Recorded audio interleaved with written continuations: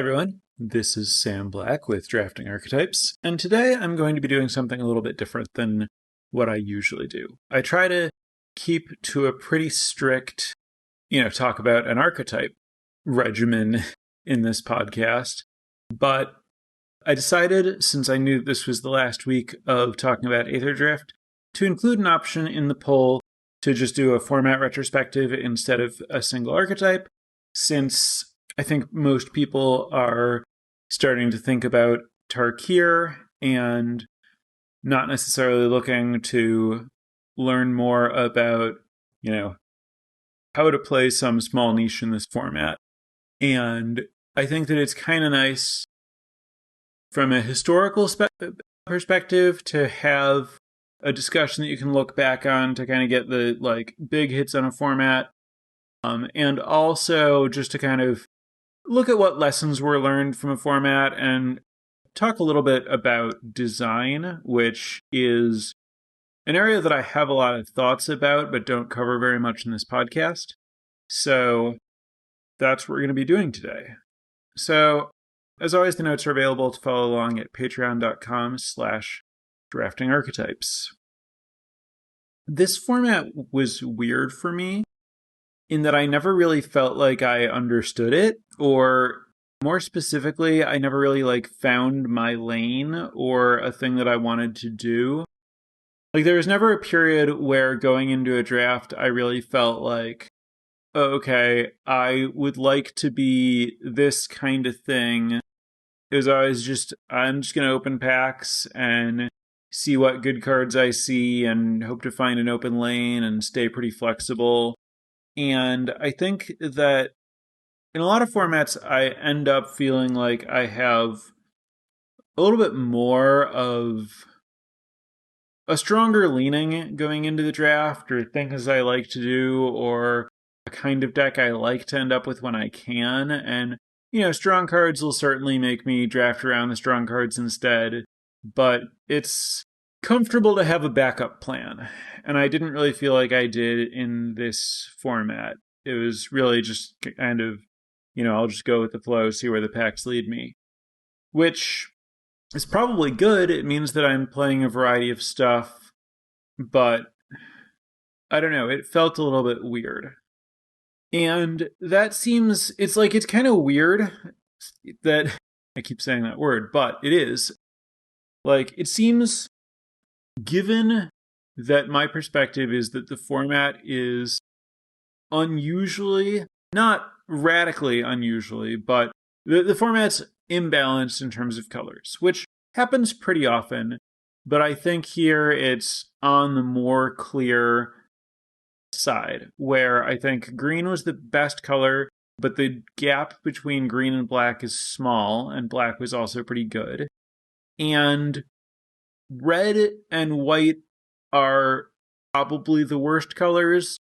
Blue, I think, is pretty bad at common, but very good at uncommon and rare. I think that ultimately I liked white more than red, but I don't know that the difference really matters all that much. And given the big gaps in power level in the colors, it felt like I should have had more direction than I did, but I was still kind of willing to play whatever, and that seemed a little bit odd. Looking at the color performance stats, the archetypes weren't really as imbalanced as the colors might suggest that you could expect. Boros specifically lagged behind the other two color pairs, but everything else kind of did fine. And while there were, most of the green pairs performed a bit better than the other colors, it wasn't radical, and they were all pretty close to each other, and some of the other best decks were comparable with them. So ultimately, the win rates of color pairs did kind of suggest that things did sort of balance out. Again, with Boros lagging appreciably behind, but even then, I felt pretty comfortable playing Boros on the occasion that cards gave me a reason to, but playing it as a control deck. I think that my expectation is that it had a lower win rate than it needed to, because I think people would expect to be playing Boros as a more aggressive deck. And the reality is that that wasn't the best way to play it in this format, I think. I think that you kind of wanted to be like a dinosaurs deck, kind of, in that you're sort of relying on just like big creatures in the form of vehicles and then removal. So, like, not exactly control. This format doesn't exactly have control, which is the other major thing that I want to talk about with this format, which is its pace and structure and the way it plays out, which I found tricky to get a handle on. The games were on the slow side. Like, on average, games in this format, I believe, last longer than games in most format, and big creatures matter a lot. The format certainly isn't aggro in the, like, you know, I don't know the best format to compare it to. The first one my head goes to, I guess, like, Phyrexia All But One is a good example, or like original Eldraine, like mono red and mono white aggro type decks. Like, there are some formats that have just like, I'm going to curve out small creatures and attack with them, and that's going to be a really good strategy. And I don't think that that's true in this format. I think that strategy is difficult to assemble and not very strong. But at the same time, you can't play a control deck in this format. You basically have to be proactive. And so, like, you need to be trying to end the game. You need to be, like, doing big things that, you know, don't plan to make the game go longer. They plan to make the game go, like, end when you do your stuff. There's a good chance that's why I, like, struggled to the extent that I struggled, or struggled to find something that felt comfortable to me in this format, is that I like to try to, you know, draft more toward inevitability and more toward having a plan for the things that are happening that my opponents are doing against me. And that didn't really work here. And I think a big part of the reason for that is that there were a few really impactful build-arounds in a way that we have not seen very often recently. In particular, Push the Limit and the intersection of Aether Siphon and River Churn Monument. Push the Limit being the 5 and 2 red, so 7 mana red sorcery that returns all mounts and vehicles from your graveyard to the battlefield and gives them haste, and then you sacrifice them at the end of the turn. And Aether Siphon and River Churn Monument being the blue artifacts that mill your opponent. You can't have inevitability against those decks if you're playing a control deck. They're going to do their thing, and it's going to kill you, and the normal answers to, like, normal decks don't work against them. And in fact, there basically isn't an answer to them. Like, the way that you beat those decks is just by killing them before they do their thing. A big part of the reason for that is that the format doesn't have a hard counterspell. It only has Spell Pierce, which is really difficult to play, and the counterspell that only hits artifacts and creatures, Spectral Interference.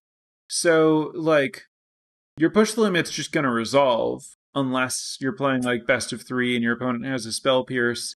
And even then, if you suspect that's happening, you could potentially just wait until you have 9 mana. I think that, you know, if this format had just, like, a reasonable 3 mana hard counter at common, it could significantly alter the dynamics of the format. It's rare for a format to, like, so notably just not have a counterspell, like, even at uncommon or rare. And it doesn't, like, it's not the kind of thing you really think about or notice, but I think it matters, especially in terms of, like, letting these, like, build-arounds just kind of do their thing. Haunt the Network is another one that kind of plays similarly, where if you're sitting around, the Haunt the Network deck will just assemble its artifact, cast Haunt the Network, and you will die. And so all of that meant that you kind of needed to be proactive. And then also, like the speed mechanic incentivizes being proactive. So it really felt like the format was about generating attacks. Like if you're the person who is turning your creatures sideways, that's very good for you. Mana in the format was weird. Like on paper, there's plenty of fixing, but I never settled on a way that I consistently liked to play multicolored strategies or to splash or anything. And I usually do a lot of that. And I did do a podcast about multicolored decks last week. And I do think that it's possible to draft them, but I don't think it's possible to draft them consistently or to go into a draft trying to make it happen. I think that that's, a function of having a lot of colored pips on some important cards and the fixing being just like a little bit weaker.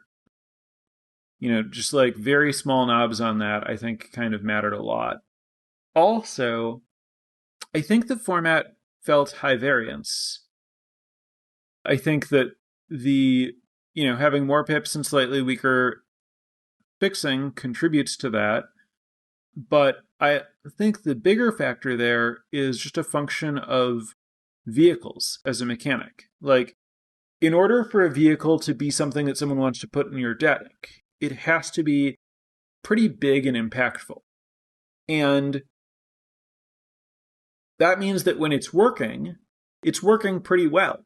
It's hard to block, it's hitting for a lot of damage because it's overstatted. But that means that, sometimes you don't have a creature to crew your vehicle and it doesn't do anything. And so the binary state of vehicles where they're either like above rate ending games quickly or not doing anything leads to a higher variance situation where sometimes your cards just don't do what you want them to, where a creature would. And, Magic is about minimizing and planning for that kind of variance, and you can do a lot of stuff to draft decks that are going to be able to crew their vehicles more often, but it's still just another moving piece and another point of failure. And if you draft a bunch of like little creatures that efficiently crew vehicles, if you don't draw your vehicles or your opponent answers your vehicles, then your creatures are going to be underpowered. You gave up something when you drafted things that planned on doing that. And if you can't do that, it's going to be worse. Vehicles, like, there's some cool stuff about them. It's kind of like, there's a lot of like interesting play around like the drafting and deck building to make them work. But I do think that they kind of necessarily increase variance in gameplay. And that is what it is. It's fine. I think it ends up not being a feature that I prefer in a format, but like I do think it's interesting in deck building. So there are trade-offs. I think another takeaway from this format is that it really highlighted how bad it is to spend 2 mana to cycle a card these days. It's not really new. Like, even in like Urza's Saga, when cycling was first introduced, it didn't feel very good to spend 2 mana to cycle a card. But, now that we've had cycling abilities that cost less than 2 mana, and those, that generally feels fine. Going back to having 2 mana, like, there have been times when I've like built around cycling decks or whatever, and maybe I can do that here. Like, not if you're spending 2 mana to do it. You can maybe do that once a game, but if you're doing it a lot, it's going to be bad. So yeah, be very wary of cycling for 2 mana or more. Start your engines or speed, however you want to refer to the mechanic, really impressed me as a mechanic. As far as a mechanic that introduces like a new thing outside of the game to track the way that like energy or the ring or whatever does, I found this pretty simple and non-intrusive. You just track a single number. It doesn't do unique things at different numbers. Like, there are things that check what number it is in addition to things that check whether or not it's 4, but the numbers don't have inherent meaning, looking at the ring. And it's not something that's, fiddly and going back and forth like day nights. It's just a single count, and usually, you just count up to 4 and then you're done, or you're not doing that and it's because you just stopped at a number and you don't need to think about it for a while. So it wasn't like the potential downside was pretty minimal. And then I liked the upside a lot. It made combat significant, even in spots where your opponent's like only attacking for 1. And it creates spots where, oh, maybe I actually need to leave another blocker back, even though I'm winning the race, so that my opponent can't gain speed. And now, but like if I do that, my like aggressive deck is closing the game less well. Or maybe I need to make an attack with a creature that would normally want to be threatening to block, but I need to get this hit in to gain speed for a payoff later. It just added a lot of kind of dynamic context to like when you should attack and what with, and when getting hit matters, but in a way that's different than like poison, and I think preferable. So I really liked that. I liked moments where it's like, okay, they're at speed 3, they're attacking me for 1, I'm at like 14, I don't care about the 1 damage, but I actually think I need to use a removal spell on this like small evasive creature that I could usually ignore because I don't want to let them get max speed here. So, yeah, I thought that Start Your Engines was a very cool mechanic. Exhaust.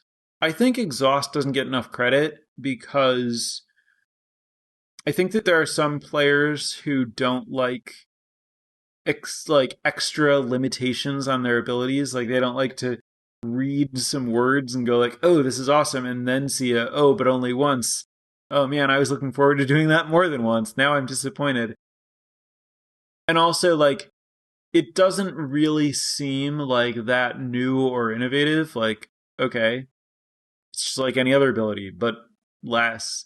But I actually think that it played really well and that it solves a pretty big problem that I think a lot of people don't really think about, which is if you think about the guild mages in Ravnica, those have expensive activated abilities that you can do as many times as you want.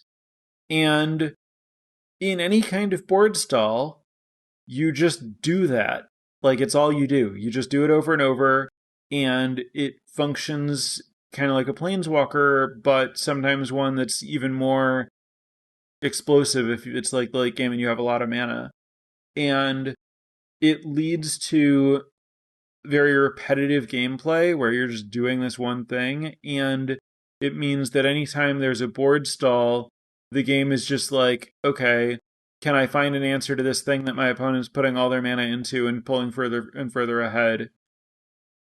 Basically, I think that the gameplay on repeatable, expensive activated abilities that give a pretty like tangible, like board impacting upside isn't great.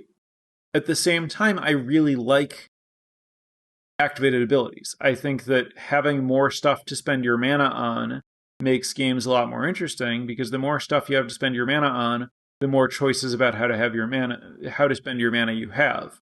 I think the worst formats are the ones that don't have any mana sinks, where every turn you just kind of play the card you draw and you don't really have any decisions because there's like no opportunity cost, there's no competing interest, there's no should I do this or this, it's just I'll do the thing I can do. So adding some of those extra things to spend mana on mean that you can play these cheap cards so that you can curve out and not get run over and, have that nice curve where you get to play the game early while also, not flooding out, having stuff to spend your mana on, having more options. All of that's great. It's just that normal activated abilities have this, oh, now I just do that over and over problem. Like if Scurryfoot just had pay 4 mana, make an elephant, no exhaust, that's just what you would do. If you had a Scurryfoot in play, you would just keep activating it until your opponent found a way to kill the Scurryfoot, or your elephants killed them, or maybe your opponent would play a flyer and you'd have to find a way to deal with it. But so many of your turns would just be, well, I don't have anything better to do than make another elephant that doesn't cost me a card. So making those once a turn just solves a lot of problems by getting to have activated abilities, but not making them the thing that's happening. And there is Elvish Refueler, which removes the fix to some extent, but it makes them sorcery speed, and, you know, it's like a creature that you can remove, and, you know, for it to really matter, you need to have that with something else. And I think Refueler's a pretty good, you know, way to have a build around about a thing that's kind of difficult to have build arounds about. Like, oh, this is my activated ability theme deck. Like, that's a pretty bad theme because you only have the mana to activate so many of those activated abilities. But if you get a guy that makes all of those cards a lot better, if you have another one of them, then you need to play enough density to make that one good. So I think Refueler is a pretty good design as far as a build around for this mechanic that I think is pretty good. So high marks all around for me for Exhaust. My one other kind of thought about the set design is it felt like the set might have been trying to do too much. But like, some archetypes are caring about like graveyard, raw artifact count, specifically vehicles and mounts, exhaust, speed. Some of these overlap and some of them don't, and some of the like color pairs touch on like multiple of these and some of them don't. And it just felt like a little bit busy. Like, I don't mind that stuff. I think that, you know, like Masters sets tend to have that much different stuff going on, and I like those. But it made the overall thing feel like a little bit disjointed. And like, maybe getting rid of like affinity or just like artifacts matter, or like, you know, the way that like the artifacts matter stuff interacted with the like green cards that counted card types, caring about creatures and artifacts, kind of like plays well and makes more overlaps. But it also felt a little bit weird for green to be like counting artifacts in graveyard. I don't know. I think that I would have maybe tried to remove something there, but I think also maybe that's just a function of the theme of the set being, hey, we're going to showcase like 3 different planes with characters from other planes on those planes, and we need to, you know, capture all the like mechanical bits of each of those things. Not that they actually did all of them, like there's not like a deserts theme or whatever, but I don't know. Just felt like it might be a little too much. And those are my kind of closing thoughts on the format as a whole, rather than any archetypes in particular. I do feel like I should say something about like combat tricks and curves and stuff. Like, I felt like I do think this is a format where cheap creatures and combat tricks were both very good, despite the fact that expensive creatures were also very good, and it was hard to play combat tricks because of vehicles. And in a way, that's also part of what felt like it was doing too much, where somehow like everything is good and competing, and I can't really wrap my head around like, how do I solve, oh, I don't want too many combat tricks because I don't want all of my cards to rely on having creatures in play, and the vehicles are good too. And like, I need to have like these really big, powerful creatures because the game's going to go long and it's going to be determined by these big, powerful creatures. But also, I need to curve out to like gain speed and block early. And it's good that I can't solve all of it. It's good that there are these competing pressures. It's, you know, good that the format's complicated, but also it's a lot. And so I guess this is to say, if anyone felt overwhelmed by the format, I would find that understandable. I wouldn't necessarily say that I felt overwhelmed so much as just, I think all of that stuff is what made it hard to settle on a lane or thing that I want to do, because I feel like finding the space for the different kinds of good things in any given deck was pretty dynamic in a way that was hard to plan for in advance. I don't know how much sense that makes, so I'll turn it over to chat for questions if any of that needed clarification or if you want more discussion about any of that. This is the point where I'm going to turn it over to Twitch chat with your questions and direct anyone who's interested to check out patreon.com/draftingarchetypes for podcast-related perks or Sam Black-related perks, specifically coaching discounts, or just to help the podcast or me out. I would appreciate it. Speaking of, Andrew, thank you very much for your support joining the Patreon. I really appreciate it. All right, now questions. I had more actual Trainwreck drafts in this format than any I've drafted. Yeah, that makes sense. That's kind of what I'm talking about there being a lot of kind of different competing things to balance, and a lot of different moving pieces and points of failure, and a lot of stuff to be overwhelmed by. My recent personal history has mostly been decks that like Trophy and decks that literally O3. Also, throughout the format, I would say that I have not been very good at predicting the win rate of a deck that I draft, for the most part. I definitely, to some extent, blame some of the stuff that I'm talking about in terms of the format being high variance, both in terms of the stuff that I'm saying about like, oh, maybe, something comes together particularly well or particularly poorly in terms of vehicles, but also in terms of like matchups with the build-around stuff and the like, oh, well, I had a kind of slower deck and my opponent was playing one of the like very inevitable build-around type things that you can't really interact with, and they just like had a good version of their draw, executed their thing, and I died and my deck never could have done anything about it. One of my recent trophy decks was a deck that had, where it just all came together for a push limit deck with like 4 of the 6/3 cycling vehicle and a whole bunch of other like discard payoffs and other cycling and, just like the dream push limit deck. And while playing those games, it basically felt like maybe I would stumble, but if not, my opponents would just lose and there was nothing they could do about it. Can you give an example of a recent set where you had the feeling that you knew the lane to take, and do you prefer that kind of format?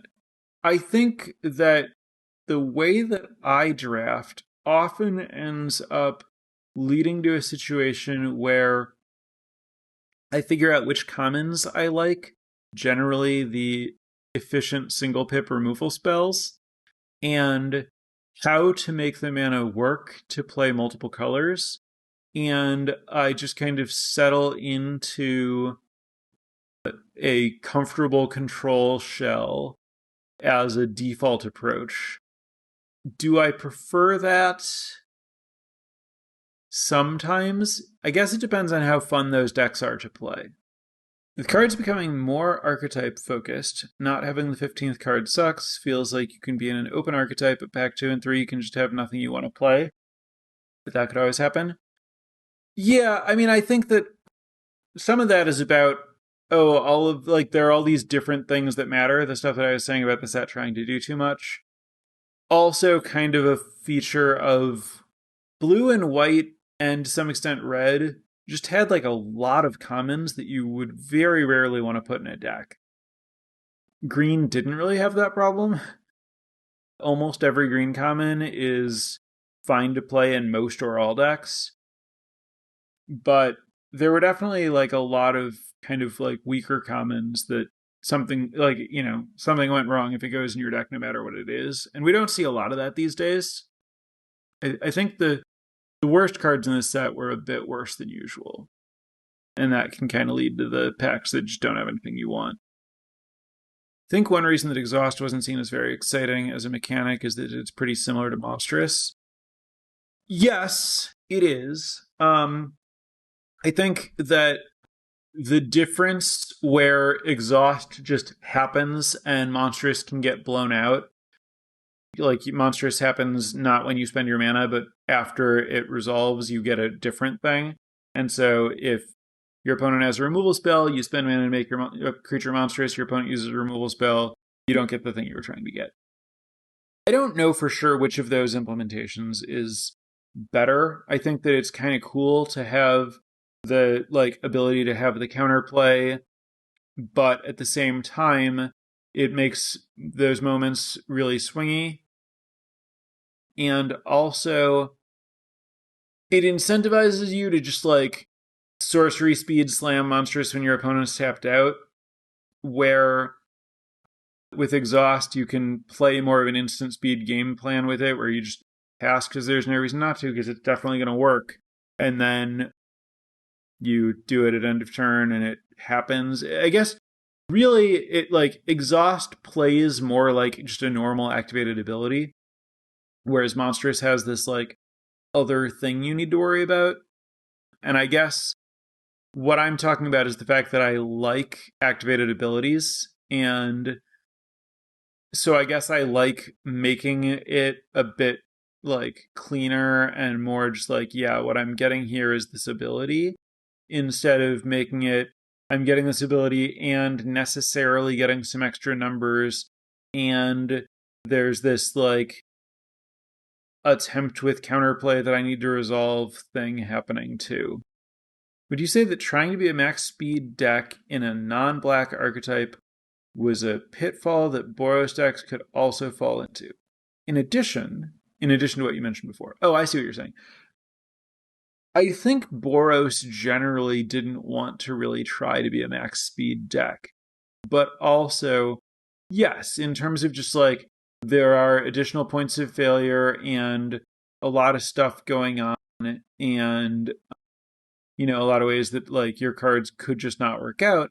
The fact that some decks would not necessarily be great at getting max speed, but would play cards that needed to, was another moving piece, another point of failure. And another strength of green is that it didn't have to jump through hoops. It didn't really have these points of failure. Its cards basically just worked. I think in a lot of ways, the green cards just were about as good starting out without doing any effort as the other colors' cards were after they achieved max speed or whatever. Or, your green cards were as good as the other color, the affinity cards were if you had, the number of artifacts you were hoping to have or whatever. Having more cards with a second monstrous ability or a second exhaust ability might have made that mechanic feel different. I agree that having two different exhaust abilities would have increased the differentiation between that and monstrous. I don't think that differentiating from monstrous is very important. Monstrous is a one-off mechanic from a long time ago, and tracking multiple exhaust abilities on the same creature is a little bit awkward, especially if you have a lot of different creatures that have multiple exhaust abilities, and you're in a spot where you might lose track of which ones you've done and which ones you didn't do, especially likely one of them puts a counter on the creature and that's how you know that it's used and the other doesn't, or it does, but now it's okay, if you have two abilities that each put a +1/+1 counter on it, then that no longer tells you whether it's used or not. If you have one that puts a +1/+1 and one that puts two +1/+1s, technically that will always tell you which one you've used or whether you've used both. But I do think that, that there are pretty real tracking issues with tracking multiple exhaust abilities. And there's a reason that most exhaust abilities, if not all, I think just most, maybe all, there's a reason that exhaust abilities put counters on things, which is for tracking. Sam, did you play best of 3 this format? Did you notice anything different with planning around being on the draw for max speed decks? I didn't really play best of three on Arena, but I did play those paper events that I talked about that were best of three. And those had the added feature that because they were top eight drafts, I knew my standing. And so in one of those, I was seventh. So I knew that I would be on the draw against all but one player. And that meant that during the draft, I prioritized Ticket Tortoise a little bit more highly because I think it's pretty good if you're on the draw every game.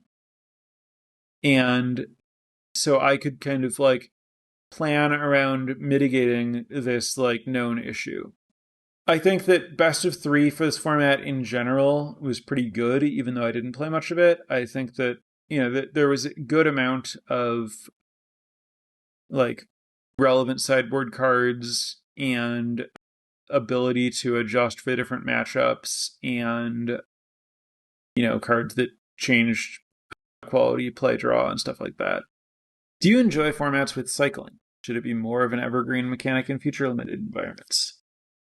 It is very popular to enjoy formats with cycling because cycling inherently decreases variance.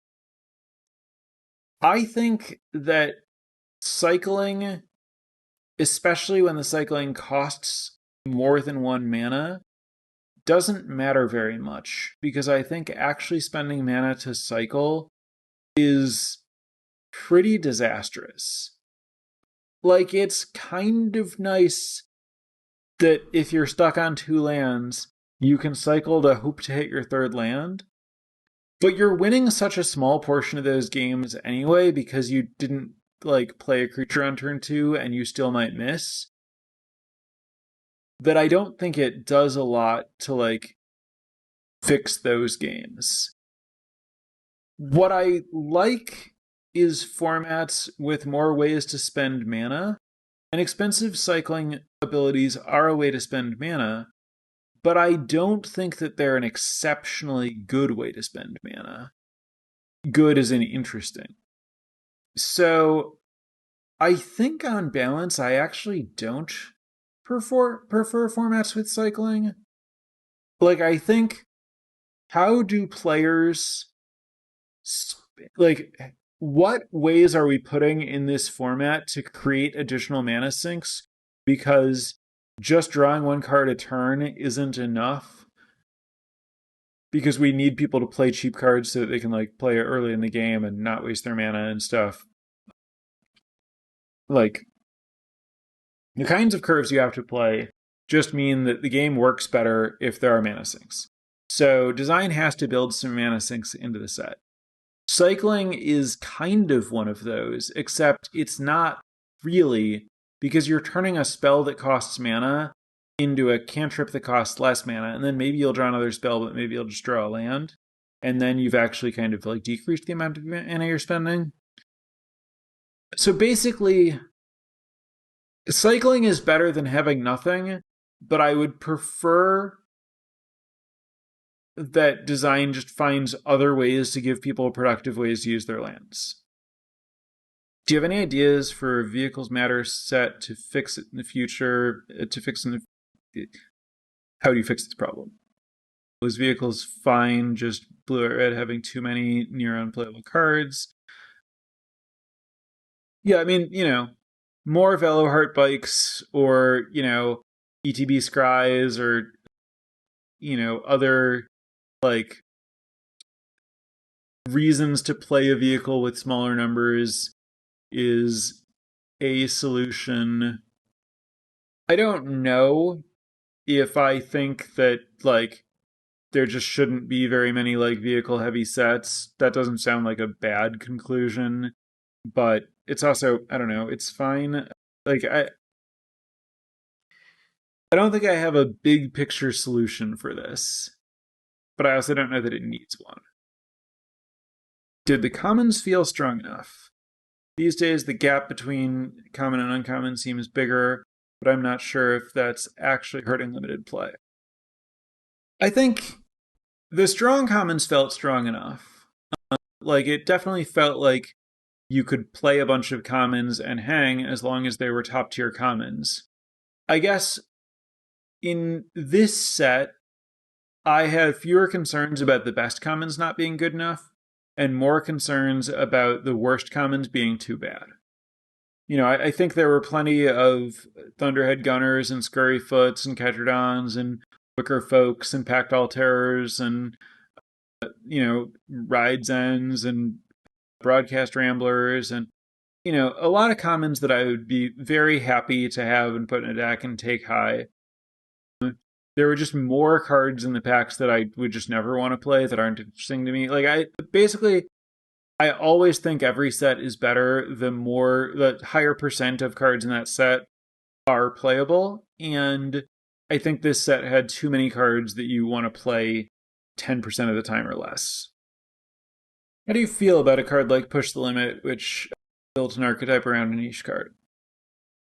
I really like narrow, limited build-arounds that let you draft a deck that you wouldn't normally draft and that change which kinds of cards you're looking for. I don't know that I particularly like Push the Limit as an execution of that because of how hard it was to interact with that card or the decks that did that thing. It was just playing on a different axis that there was very little counterplay for, and the games that involved push limit decks generally were not very good in my experience, regardless of which side I was on. So as far as do I like that kind of thing? Yes. Do I like that specific thing? Mostly no. All right. Fairly random point to end on in terms of overall synthesis, but I think we've covered things. So, of course, this is the last episode about Atherdrift, and next week we will be taking a first anticipatory look at Khans of Tarkir. I believe that this will be before I have a chance to play with the set, and presumably after I've had a chance to, I think, study the whole thing, if I understand the timing right. So Tarkir, from the little bit that I've looked at, looks pretty fun. So excited to dive into that. So have a good week, and I'll be back for that. Bye for now. Prepare for light speed.